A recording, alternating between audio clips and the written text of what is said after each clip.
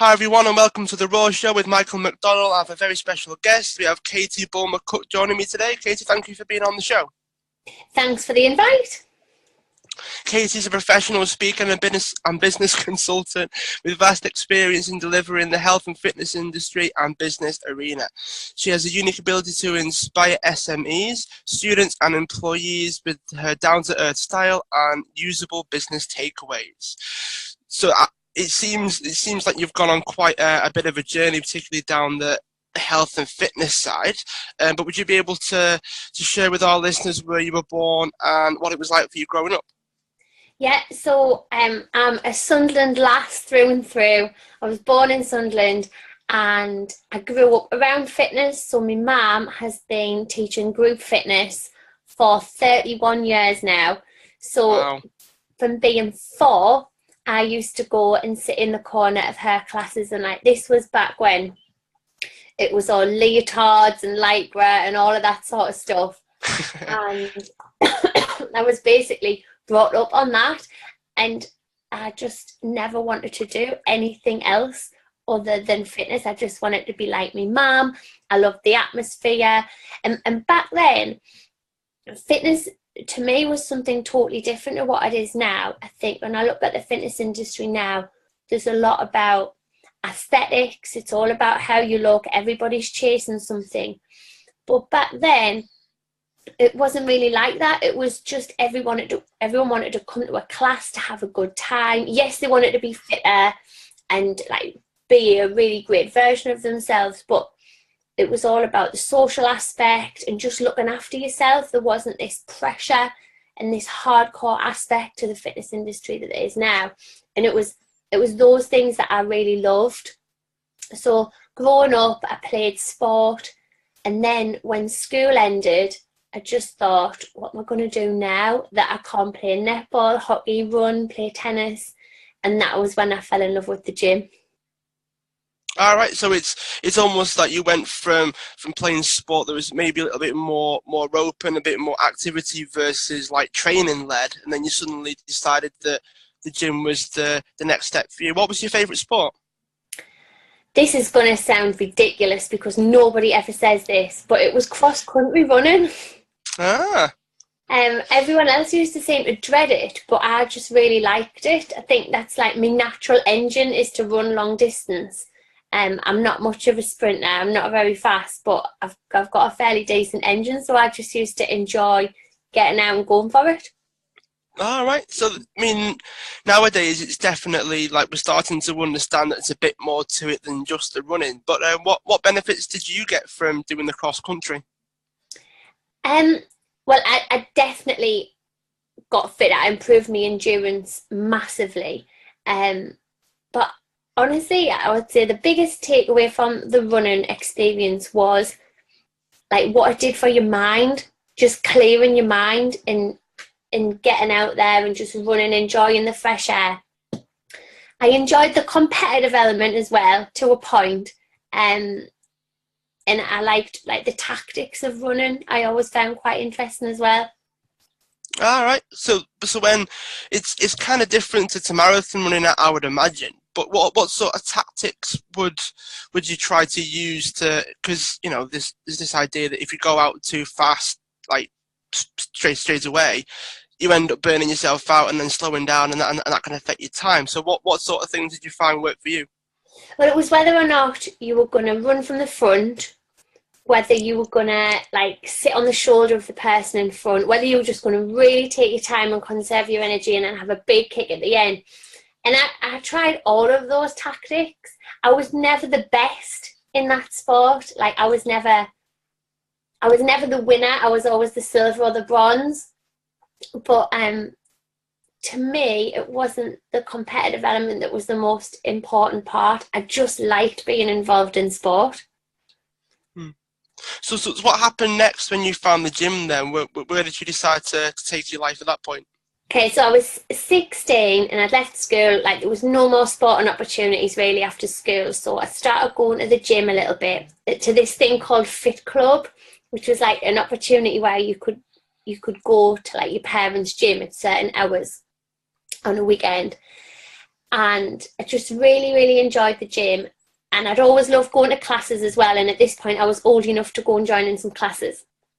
And then one day, my mum mentioned that there was going to be an exercise to music course running in Sunderland. And like, if I wanted to get into the fitness industry, this was going to be the course I should do. And as much as I wanted to do it, like, it made us really nervous because I was only young. And I thought, like, standing in front of people and teaching a class would be really scary. But my mum persuaded that it was a good idea. So I did it and passed the course, and then just really wanted to go out and teach classes.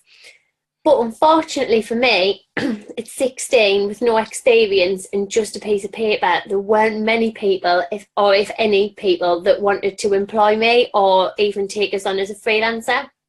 So I tried all the big local health clubs, and then I just thought, you know what, I need to just go and do this on my own. So I went and found a community centre, hired that, and back then, again, there was no Facebook, Twitter, Instagram, nothing, so I just used my phone and just invited everybody I knew to come to these classes, and that was where my fitness business started when I was 16. All right. What sort of classes did you do? Was it just dancing, or was there other things as well? Predominantly it was like good old fashioned aerobics, which you don't see a lot of now, but it was it still is an awesome way to work out. So it was like a mixture of cardiovascular work, like teaching people a routine, some conditioning stuff, and then a good stretch and cool down at the end. And people loved the classes, and they were rammed all the time. And I would say even now, having seen all of these different things in the fitness industry come and go, that is still my favourite type of class to teach. I did hear that the body pump was one of the most popular classes ever. Is that true? I mean, how accurate is that? You know, it's probably fairly accurate. I mean, the Les Mills group is just massive. Well, it's global. There are body pump classes in so many gyms and clubs across the whole world. That may well be true. Right. So when did you decide to try and do something bigger than just classes? Or I guess I want to start off by saying, well, what ran through your mind when you were making that decision? Because I would imagine things picked up and things went really well. So what went through your mind, and what led up to you making the decisions to take things up a notch? Well, there were two big turning points for me in my business when I was younger. And the first one was that by the time I was 19, I was teaching like 30 fitness classes a week. And when I say teaching, I also mean, therefore, joining in 30 fitness classes a week. And although I was only like super young, I was like so injury prone. I used to pull a hamstring, I had a bit of a niggly shoulder, a bit of a sore back. And I just thought to myself, I can't continue this. Like, my body cannot physically do this for the rest of my life. So while I've been doing classes, I'd also been like keeping half an eye on what was going on in the gym, and I was watching the personal trainers, and I thought, you know, they still really get to help people achieve their health and fitness goals. In many ways, they have a closer relationship with their clients because it's one-on-one, and, you know, they're making good money as well. So when I was 20, I went and did my diploma in personal training, and then started to do a combination of one-to-one coaching where my body got a bit of a rest, and then the rest of it was classes. And that was like a really good combination, and I really, really loved it, and probably would have kept doing that for a lot longer. But I used to work like 50, 60 hours a week, but I loved it, and it didn't matter to us that it was all those hours. But then like the second turning point for me was when I was 23. I was pregnant with my little girl, Heidi, who's now 7. And all of a sudden it dawned on us that business model that I had many, many flaws. The main one being that I was just doing like a time for money exchange. And now with a little baby, I was thinking, how am I going to be able to train all of these clients, have all of these classes and do all of this work and look after a baby? And I realised very quickly that was impossible. So I knew that I had to diversify a little bit and find a new business model within an industry that I loved. Right, and what was that? Okay, so I decided that rather than doing one-to-one coaching, I would do small group PT. And I branded it up and I launched it in my local area, and it went down really well.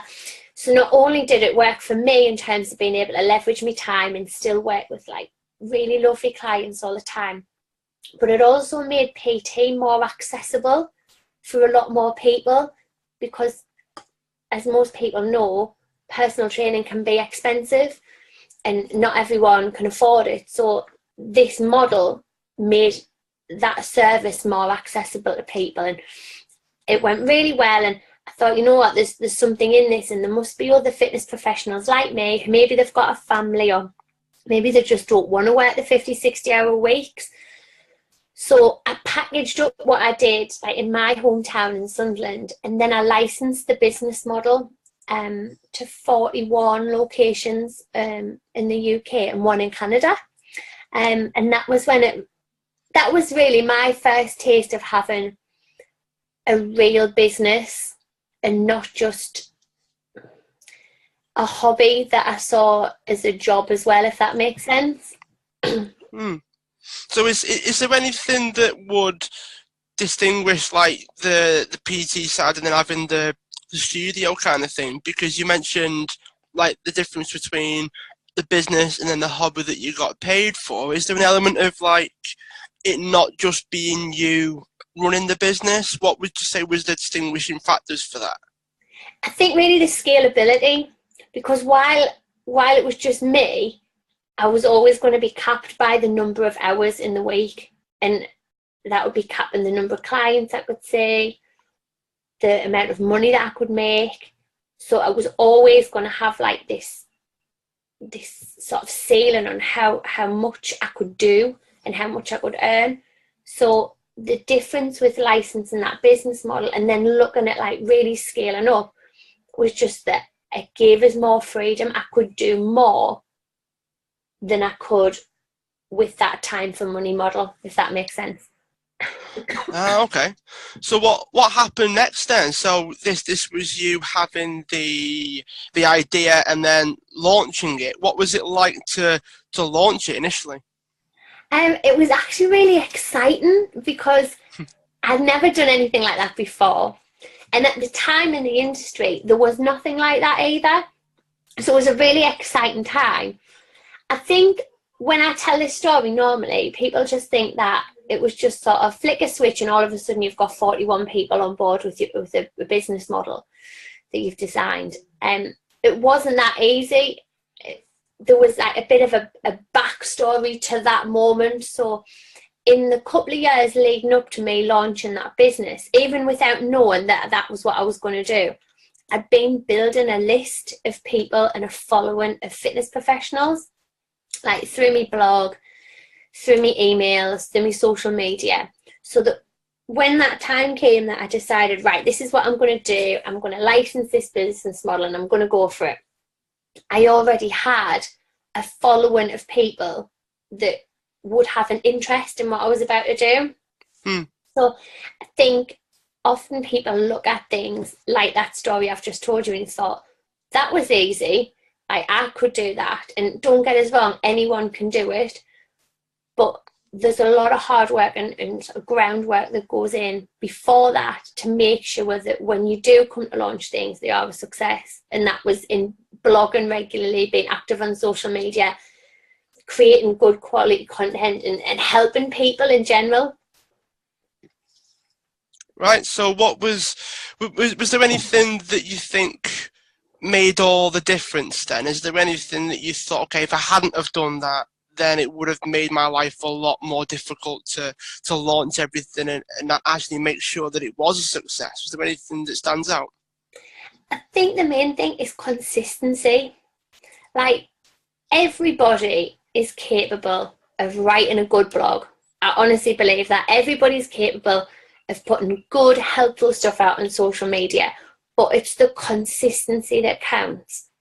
Like, the hard thing is doing a blog every few days, or doing a blog every week, or making sure that your newsletter goes out on time, or making sure that you're creating video content for your social. That's the hard part, being consistent, because don't get us wrong, there were days, and there still are, when I think, oh God, I could do without writing that blog today. I've got writer's block, or days when I know that it's time to make a video, but I just can't be bothered to put my makeup on and wash my hair. But it's got to be done, and it's that consistency that people then start to trust you, and they think, you know what, this girl has been here week after week with this newsletter. She's always putting out good videos. She's never like disappeared, gone off the radar, and then come back and reappeared. She's just been there all the time. So actually, I feel happy giving this girl my money and putting some trust in her, because she's being consistent and reliable. All right. So at what point did things actually start to, I guess, to feel like it was worth doing? So whenever we tend to dive into something, it tends to feel a bit harder than maybe we thought, or a lot of things we didn't really foresee, so it made things a bit harder. So how long from launching the idea did things actually start to feel like it was worth doing? Honestly, it felt like it was worth it from the start. And I know that's not the usual thing to say, but I just really enjoyed it. Like, I loved working with other trainers and other fitness professionals and helping them make their business better. I just really, really loved it from the very first day that I put that product out there, and the first couple of people bought it. I really thoroughly enjoyed it. All right, cool. So, I mean, for some people that are listening, that they might recognize you, or they might not. You might think of the name might be quite familiar. So, you probably see where this is going. At what point did you decide to try and be on The Apprentice? It wasn't really my decision, to be honest. So I was on The Apprentice in 2014. So in 2013, there was just a couple of clients randomly said to us, Katie, you know what? You should apply for The Apprentice. And I was like, really? Should I? And I watched the show. Like, I wouldn't say I was a super fan of the show, but I watched it and I liked it. They're like, oh, go on, fill the form in. Well, I was like saying, yeah, I'll fill it in. And I sort of didn't really have any intentions of filling it in. And then one night, a client of mine sent us a link on Facebook to the sign-up page and said, look, the auditions, the applications are open, come fill it in. So I filled it in, and I honestly thought nothing of it. And then got an email, I think it was in the January of 2014, inviting us to the first round of auditions. And I said to my mum, have you seen this? Like, they've invited us for an audition. She went, well, are you going to go? I said, well, I don't really know. Do you think I should go? She went, well, do you want to be on it? And I said, I don't really know, Mum, to be honest. So in the end, I decided that I would go for the experience, because it would be good to be tested a little bit and challenged by someone else. And really, I was just being a bit of a nosy Parker and thinking I'd really like to see what goes on at these auditions. And I went along. And that was the very non-exciting story about how I got into doing The Apprentice. No, it's hilarious. As long as it's honest, Katie, you know. I mean, Yeah. Some people think it's going to be all sunshine and rainbows, or it's all amazing, and then we actually realise that actually it might not be. So Tell you that's what, fine. the reality of it is, it's bloody hard. Like, what you see on the television is awesome, but it's a snippet of the hard work that goes into a task. Like, viewers watching hours worth of the show, and we can do a task over like 3 days, and the pressure that is on you, and the backbiting, and because you've got to contend with other people. I'd always just been a one-man band, worked for myself, never had to worry about like anyone else working alongside us or in a team or anything like that. And all of a sudden I was thrown into this team full of people who had such diverse characters, who were so confident. I mean, some people were beyond confident and were just cocky, and having to work within that environment in itself was such a challenging thing to do. So what's it really like then? So when we watch The Apprentice, it's kind of like, you get given the tasks, and it's almost like you I don't know. I mean, I always get the impression like it's almost like a boot camp scenario. Like, you've got to wake up at a certain time, you've got these tasks to do, and you've got this, that, and the other thing. And it's almost like it all comes across as orchestrated and engineered by the producers. Is that what it's like, or is it a bit more flexible than that? I mean, of course, there's a task that is being planned for you to complete. So to that point, yes, it's produced in that way, but it is a reality show. So what you see on the television is real. It all happened. Nobody puts words in your mouth. Your actions are your own, and it is extremely difficult. And when you say a boot camp, goodness me, like, at times it really was. So the phone would ring sometimes 4:30, 5 o'clock in the morning, and it was dark and it was cold, and you only got 20 minutes to get ready. Excuse me. And a lot of people ask us if that's real, and 100% that is real. You have to be ready in 20 minutes. So you didn't even have time to let the shower warm up. So I was getting up at ridiculous o'clock in the morning, having a cold shower because I didn't have time for the water to warm, getting ready in super quick time, having nothing more than half a banana for me breakfast, and then being out the door, and that was it for the day, full on. And they are full on days, so you're starting super early, and sometimes you're not getting into like 10, 11 o'clock at night. Right, wow. So it does seem quite intense then. So, I mean, I actually didn't watch the season that you were on, Katie, so I have to apologise for that. So why did why did Mr. Sugar decide to not let you win then? What happened there? Okay. So for anyone that doesn't watch the show, the process itself is 12 weeks long.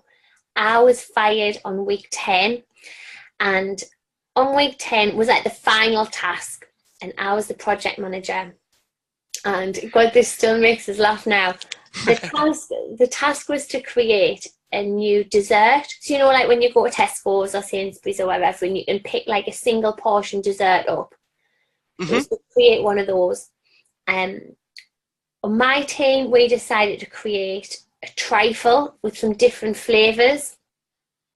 And one of the ingredients that I decided to use to be a little bit quirky and a little bit different was saffron.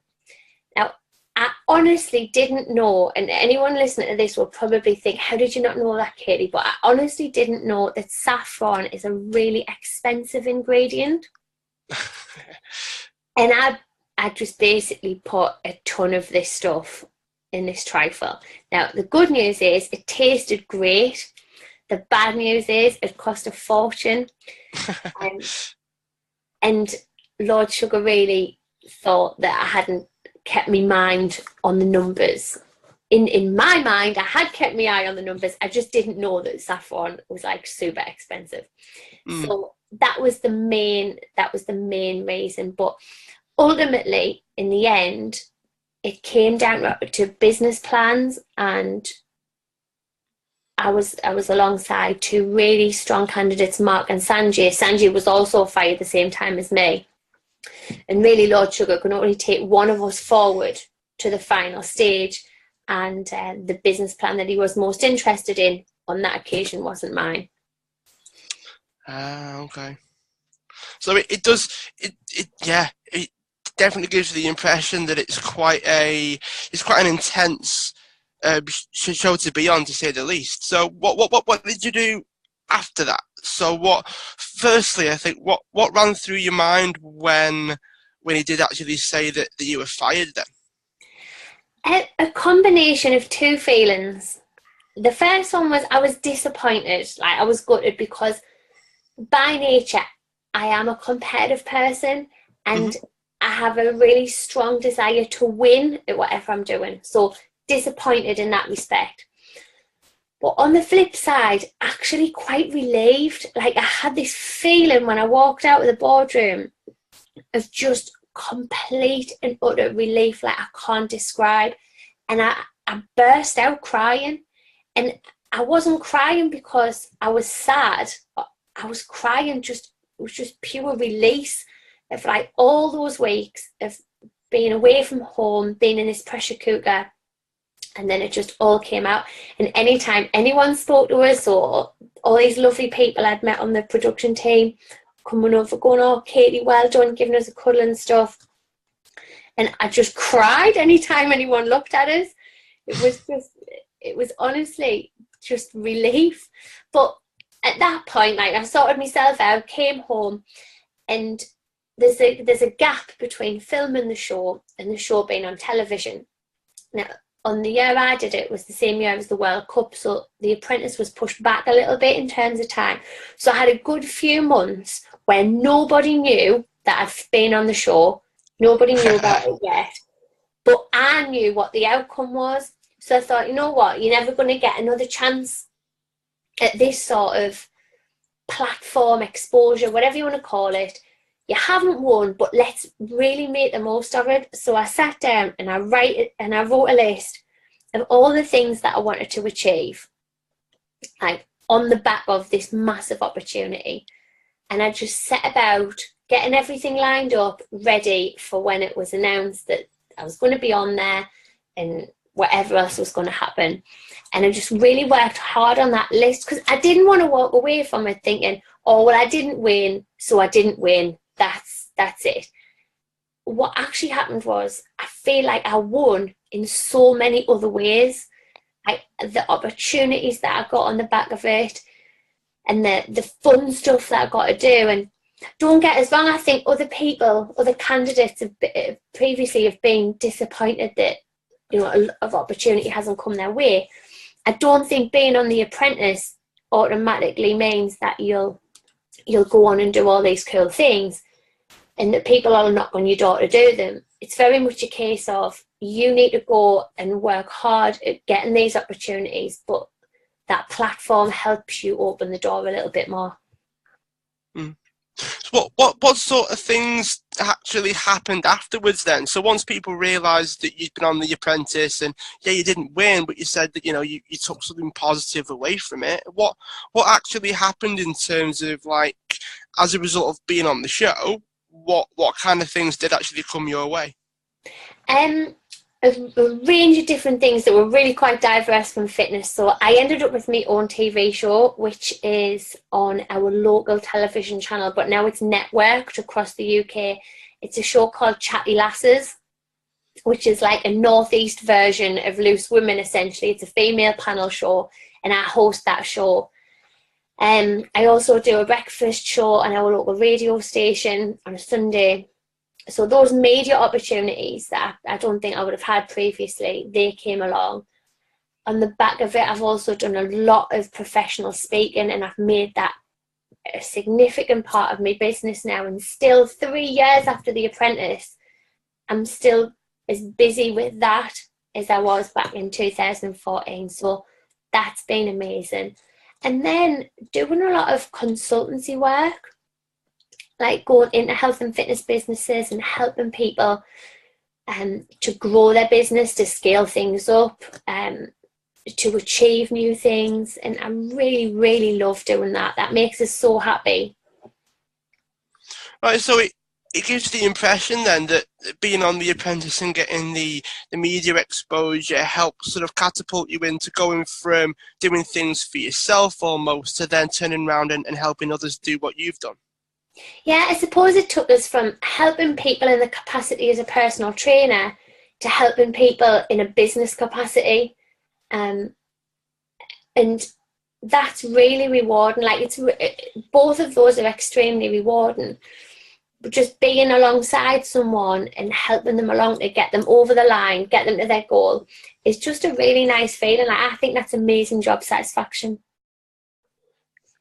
All right. So this is a little bit of a backtrack, but it's something that came up before, and I don't want to leave any stone unturned when it comes to this. So if someone else was maybe in a position whereby they're experiencing perhaps being rejected, or they're unsure whether they should do something in case they do fail and they do get rejected and all of those kinds of things. Have you got any advice for someone that's been in a similar situation to what you were in? I think it's always, this is what I was brought up on as well, make the best of any situation. Like, I didn't win The Apprentice, but like I say, I won in so many other ways, and there doesn't always have to be just one positive outcome. There doesn't have to be that like one thing that you're chasing all the time. There can be lots and lots of other opportunities. I think you've just got to open your mind to them a little bit more and think, oh, I hate this saying, I'm going to say it anyway, you'll know what I mean. Like, think outside the box. Like, it doesn't have to be that one thing that you're chasing all the time. There's opportunity everywhere. And just keep working hard, because I honestly believe hard work pays off. Like, prior to going on The Apprentice, I worked so hard, and if I hadn't worked hard I wouldn't have got on it, because you had to have a good CV. Like, I really pushed hard, and I won some good awards. I won UK Personal Trainer of the Year in 2012 and Fitness Professional of the Year in 2013, and they were both a result of hard work. So I just really believe that if you put the hard work in and you just stay open-minded to what is available to you and the opportunities that you can grab, you can't go wrong. Do you have any suggestions for someone that might want to be more open-minded? So I know this might be a little bit difficult to actually maybe put into words. So we've had a few guests on mention things like meditation and those kinds of things. So we have had certain strategies before, so the people listening won't be completely, unknowledgeable about these types of things. But have you got any? It could be anything. It could be something small. It could be something big. What would you suggest? Well, at least try and suggest for someone that is struggling to be more open-minded. I have to be honest with you, Matt, and say I am not the deepest person in the world. Like, I'm not an onion. I haven't got many layers. I'm I'm a non-complex character. Mm-hmm. And so I actually find stuff that's quite deep, quite difficult to get my head around. I'm very much a right, just do it person, and like quite top layer. I'm not deep at all. But there is one thing that always sticks in my mind. It was a book that I read. But actually, I saw this guy speak first, and then I bought his book. This is a guy called Michael Heppel, and he has a book called Flip It. And it's all about just taking negative situations and how to flip them on their head and turn them into positive ones. And I think I like that book because it's just to the point, it's straightforward, just like I am as a person, and I find it easy to grasp. I've tried to read books, I've tried to meditate and be more in touch with my thoughts and feelings. I'm just not that person. So that book for me is spot on. And if anybody is like me and you want to work on mindset stuff but you're not very deep, then that book is awesome, because it just really does what it says on the tin. It flips negative thoughts and turns them into positive ones.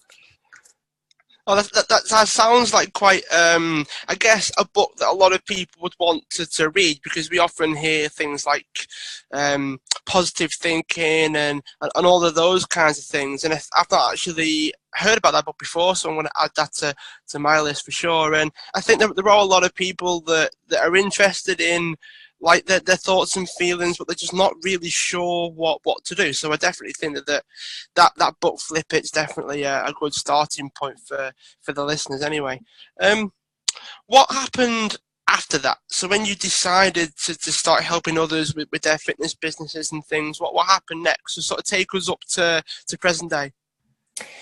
More of the same, really. Like that element of my business has really grown. I've worked with some bigger brands, right through to like one-man bands, like how I used to be, and everyone in between. So I think really the Apprentice gave us that opportunity to step back and look at what I wanted to do, and put the groundwork in there. And then it really, over the last 3 years, has just grown. I've had more opportunities to do professional speaking, to do consultancy, more really fun TV and radio work, that sort of thing.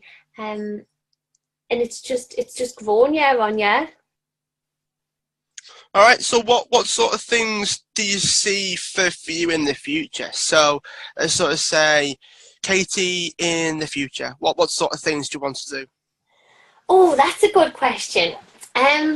You know, I had that list that I told you I wrote after I did The Apprentice of things I wanted to achieve. Yeah. Well, I was lucky enough to do the last tick on that list about a year and a half ago. And I get asked this question a lot, like, what's next for you? What are you going to do next? What does the future hold? And since I did that last tick, I can honestly say that I haven't written down another solid goal ever since. Mm. And I think that's not the usual thing for people to say when it comes to business, because if you listen to like traditional business gurus, everybody talks about goal setting and taking time out to map out your next 5 years and your next 10 years. And yes, every year I set goals for my business in terms of growth, etc. But I'm not like fixated on I must achieve this and I must achieve this now. Like, the things that were really important for me to do in my life, I've ticked off. I'm not saying that there'll never be another list in the future, but at the minute, right now, I'm just enjoying, sort of, I suppose you'd describe it like riding the wave a little bit, like cruising along. I'm hitting my business targets every year. My business is growing year on year. That makes us happy. But I'm just not a crazy goal setter, which I bet loads of business gurus, if they listen to this, will be like, oh my goodness, she works in business and she's not crazy about goals. Just not. I think sometimes it's absolutely fine to just appreciate what you've got. You don't always have to want more stuff, more this, more that, whatever it is. Sometimes it's really important to just take stock of how lucky you are and the things that you have got and the life that you have got, and just enjoy them. Yeah, definitely. I'd be curious to know how someone could go about escaping that need for more and that wanting to set those goals, and because we can often get stuck in this idea of achievement and moving forwards. I know I've been guilty of that in the past, always setting the next goal, and I think in particular with health and fitness, it's even more so. You know, like it's like, okay, we lose a certain amount, but then the next thing, well, I'll just lose a bit more. You know, so you get caught in that loop. Have you got any suggestions for someone that wants to escape that? So you mentioned being more appreciative of what you've got. Have you got anything else for us? Yeah, you know, one of the first things you should do is stop following on anyone on social media who is like a crazy goal person, because the more that gets in front of you, the more it gets into your head, and the more amplified that becomes. I did this a few months ago. I just unfollowed anyone on Instagram who was making us feel like my life was inadequate. Right. Because remember that on social media, people only show their highlights. They only show the absolute best bits of their life. They don't show you the parts in between that have been a little bit crap or have been a bit of hard work. They're just showing you the aspirational part. So it makes you think that the rest of the world is setting these ginormous, brilliant goals and they're achieving all of them in record time. What you don't see on social media is the hard work that went into getting there, the reality of how long it took people to get there, the goals that were set that weren't achieved. They're only showing you the ones that were. And as a result, it makes you think, you know what, I didn't achieve that goal I set myself last month. I'm like just not very good. It makes you feel inadequate. It makes you feel downbeat. So the first thing I would do is remove anybody from your radar who makes you feel like that, because everybody is always good enough and no one should ever be made to feel, intentionally or otherwise, that they're not good enough. So have a social media clear out. And then the other thing is, I think define what success means to you, because to somebody up the street, success might be a Range Rover Sport and a Rolex watch. But to somebody at the other end of the street, success might be having a really happy family life and being able to go on holiday once a year. Now, it's really important that your success is your success and it's not somebody else's idea of success. So my idea of success will be very different to yours and should be very different to someone else's. And when you have your own idea about that, what that is, then you're only working to your own goals and your own success, and therefore your own happiness and not somebody else's. How would someone try to just focus on their own goals? So we are like, you know, we are around other people, we are social beings, that kind of thing. How would you suggest people try to be a bit more focused in what they're trying to achieve? Because very often we do try and take things from others and try and make them our own. I know I've been definitely guilty of like taking, say, a health goal or a business goal that someone else wants to achieve, and I go, oh, I'd like to achieve that as well, but without getting really clear on trying to make things my own. But then as we go through the journey, we are tempted quite a lot from others, particularly like peers and things, you know, people that run a similar path to us. How would you help people try to focus on themselves a little bit more? It might just mean that you need to spend some time on your own. As simple as that, and not care about what other people are doing or trying to achieve at that time. Just, I sometimes come across a little bit too blunt and a little bit too like straight down the line, but just stop doing that. Like, just stop looking at other people, stop, take a step back, look at yourself. What do you want? What makes you happy? What makes your family happy? And do that, and be rigid about it, and remind yourself about it all the time. Put reminders on your phone about what your goals are so that you stay focused on it. Keep it in front of you. You know, people say about when it comes to losing weight, put the picture that you don't like of yourself on the fridge so you're always reminded of what you are working towards. Do the same thing with your life goals or your business goals or whatever they might be. And if you need to, seclude yourself a little bit more and just get really clear on what you need before you start hanging around with people who've got totally different goals to you. Well, that sounds like a very, very nice way to round things off, Katie. But just before we do finish, if someone wants to find out a bit more about you, where would they be able to go to find out more? Just Google. Just Google Katie Bulmer-Cooke. It's Cooke with an E on the end and Bulmer like the cider. And you'll find my website, which is katiebulmer.com, and you'll find us on social media. All right, awesome. And for our last question, Katie, is what would you like the world to know about you that it doesn't already know? Oh my goodness. What a question to finish with. What would I like the world to know about me? We have had some crazy answers, Katie, so you don't have to confine yourself to anything.